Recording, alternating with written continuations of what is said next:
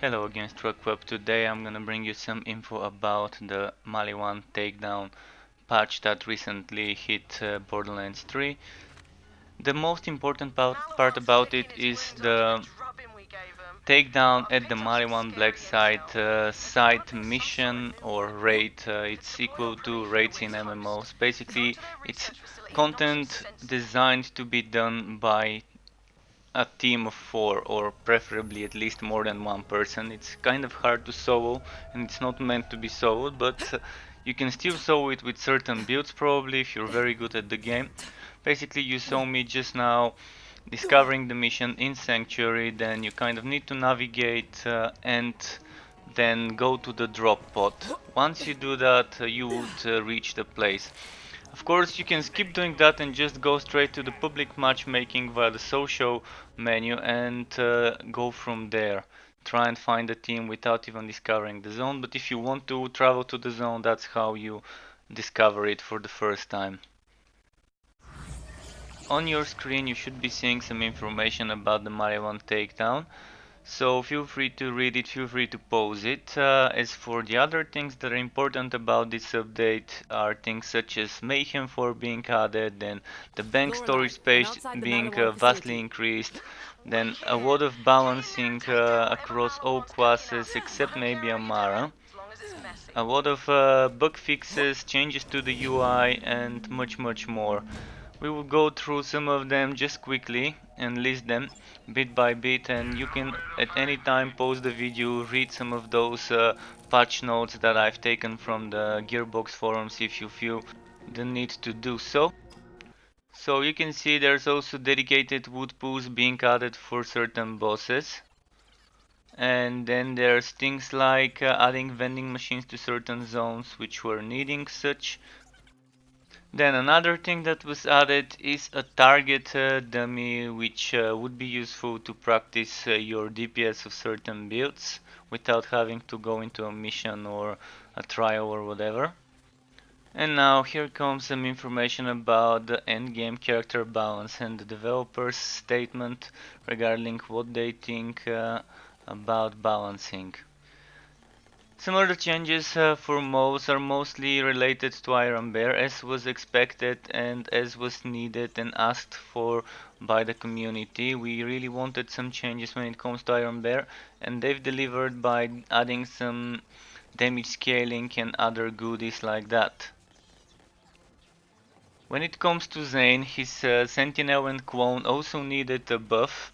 The same goes for Fwak, which you would see how some of the buffs related to him affect him as well. Basically, pets and deployables are greatly boosted with this update, and that's for the better.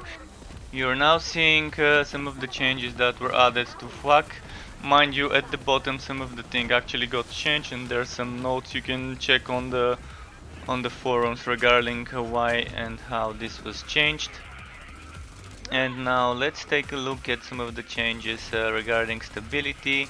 You can, as I say again, at any time pause just to keep the video short. I don't want to just read through it and tell you everything as it is. And now we're seeing some changes to the UI being added, a lot of them. So next off you can see some changes about the missions.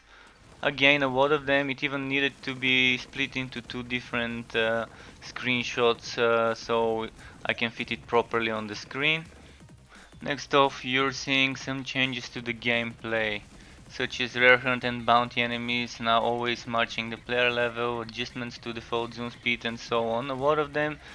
Have a read through the list, and if you want to read the patch notes, go ahead, check them on the link in the description. It would take you to the Gearbox forums for where you can read anything and also maybe let the developers know what you think about this.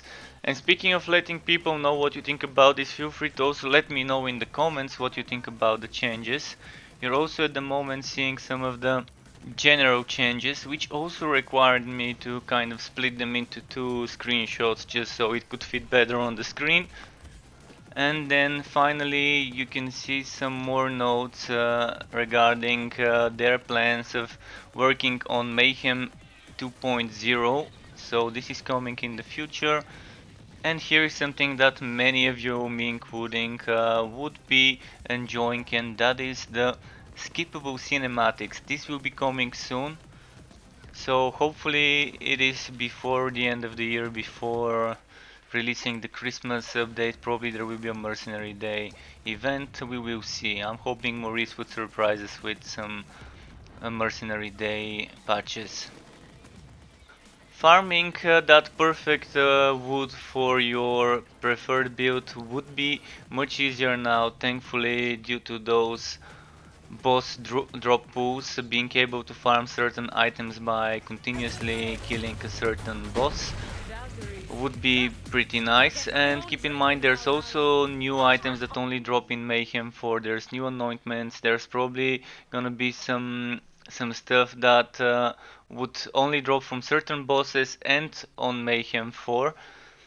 There's also new weapons, and I'm gonna quickly demonstrate some of the new weapons, such as the weapon that drops from the Votan, which is the final boss of the Maliwan Takedown, and it is a splash damage torque shotgun with shock, which actually goes pretty well with transformer builds that rely on refilling the shields by taking shock damage. So if you have like maybe like my Amara, like one of my Amaras, a transformer, splash damage, elemental projector build, you can kind of shoot in your feet or go up close and personal to the enemy and get that shock splash damage to heal your shields. And if you have lifesteal, it will also give you lifesteal. I used to use the Trevenator for this, but maybe using Tix Boom would also work.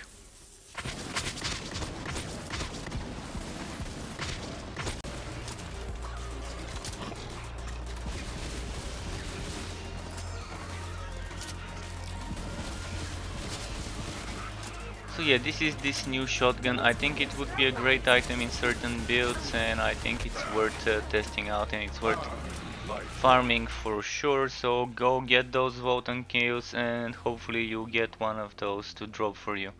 Another new item that dropped is this shield.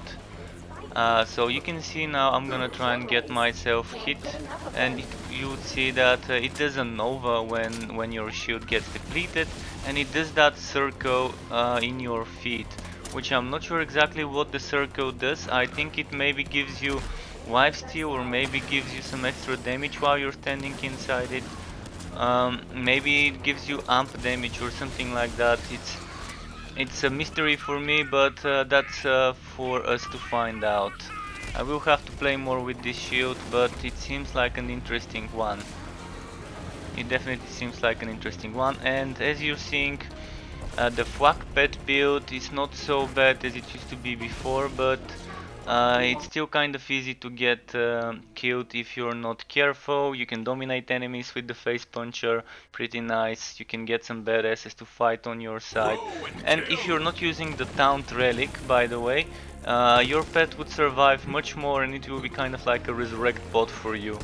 So I'm strongly suggesting using the mods that allow you to revive your pet, give him second wind after killing an enemy. I also went ahead and checked what I can get from certain bosses. This sniper, the Tankman's shield, dropped from Captain Throned on Mayhem 4. I'm not sure whether it's a Mayhem 4 only drop, and I'm not sure whether it's boss specific, but here's the info about it. And then another thing I tried killing was the first vote monster. I think it's called the Ravager. So I tried killing that one just to see if it would drop anything specific. And the next item which I'm about to show you, which is a burst assault rifle, the good Juju, which is actually a Dao weapon, pretty nice. It also dropped from that Ravager. So the sniper, this one that you're seeing at the moment, dropped from Captain Throned in Athenas, and the good Juju, which you're seeing right now, dropped from the first vote monster, the Ravager, if I'm not mistaken with the name. which was in, if I'm not mistaken, in Promethea. So this is a bit of information about this burst. Actually, it has two different burst modes, and I'm not sure what the difference is. I did not notice the optics changing between the two burst modes. I'm assuming it might be like the Nighthawking. Depending what parts you get, you would have maybe semi-auto mode burst, or maybe it will be actually walk to just burst modes. More drops would be needed to provide more information about this, but it's definitely something to look forward to. I also managed to get my hands on some of the new anointments, and this is on grenade thrown. You can see weapon, grenade, and action skill damage. Then there's items that give you extra damage while airborne and things like that. I'm gonna quickly try and show some of those stuff in this quick montage here. So here it is, one more of those on my Nighthawk in consecutive hits, increase some of your damage and so on. And as for Votan, the final boss of the Maliwan Takedown, he is difficult, and even if you play it on the lowest possible setting on like normal Mayhem 0, it could give you a nice challenge for the whole team.